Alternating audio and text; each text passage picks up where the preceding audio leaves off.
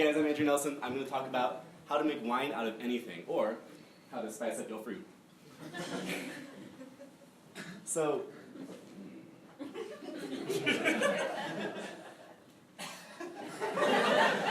you go to Wikipedia and look up the definition of wine, it'll tell you wine is an alcoholic beverage made from grapes and fermented without the addition of sugar or water or anything.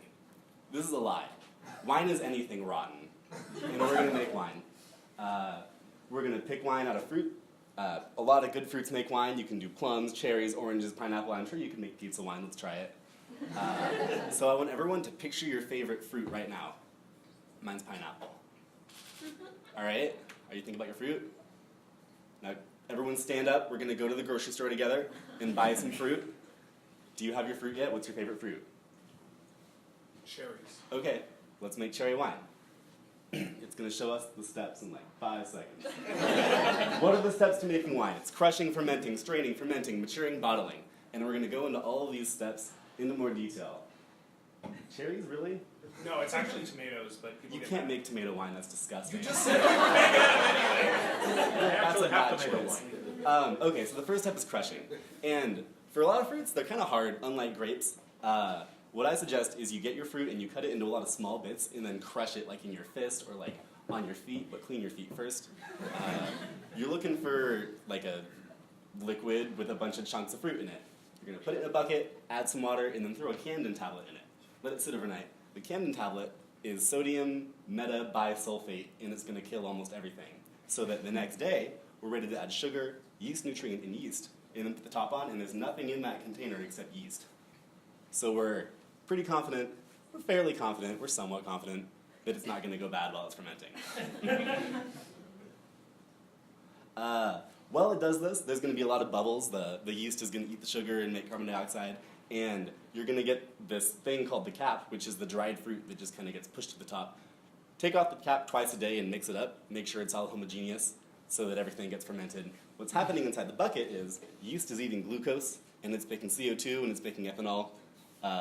And when there's a lot of glucose, it's going to ferment really quick. Once the glucose gets partially eaten up and it's all gone, it's going to go slower. When it goes slower, it's time to strain out the solids. So take a colander and line it with cheesecloth, and then put the liquids in the colander and get the solids out. This part sucks. It takes forever.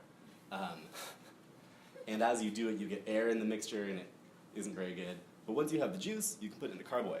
And a carboy is this glass container with a really narrow neck. At the top, there's the bung right there. That lets air out, but not in. And the goal of this is to keep it away from oxygen, because oxygen's bad. In fact, we're going to have to get rid of the oxygen at the top of that tank.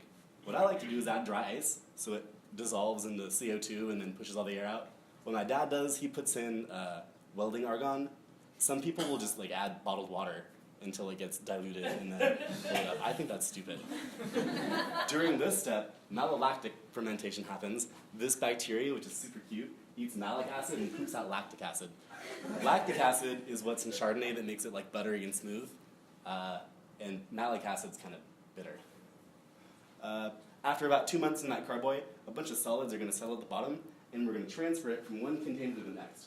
And as we do that, we're going to leave behind the bottom inch or so of liquid and have juice.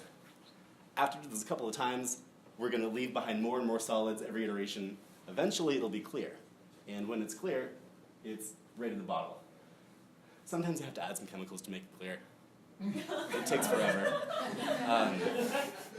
There are chemicals that you can add. It's during this step that you would do that. My favorite is oak chips. I don't have enough money to buy big oak barrels to age my wine in, so I put an oak chip in it, like a chunk of wood, and it tastes like it's been in oak. So that's much cheaper.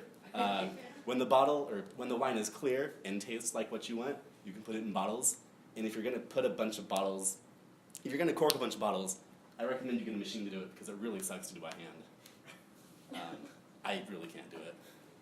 After it's been corked, the wine enters the dumb phase, where it tastes kind of muted.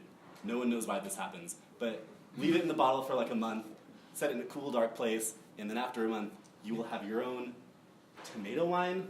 Are you kidding me? All right, so you have your wine. Enjoy it responsibly. It does contain alcohol. And that's my talk.